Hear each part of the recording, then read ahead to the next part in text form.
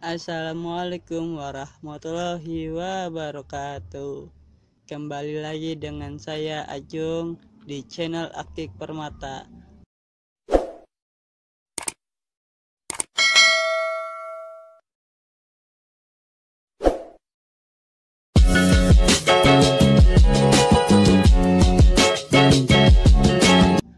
Guys, aku akan pertunjukkan HP aku yang dulu bekas aku pakai guys. Dan ini Samsung Galaxy V, ini yang warna hitam guys. Tapi sayang baterainya sudah bocor guys, sudah kembung. Dan ini juga yang Samsung Galaxy V yang warna putih.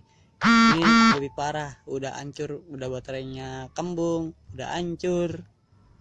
Saya jatuh ini HP. Aduh, kacau bener. Aduh. Ada lagi sih sebenarnya Samsung saya di 3, yang satunya lagi J1AC, tapi sayangnya J1AC hilang guys pas saya lagi tidur.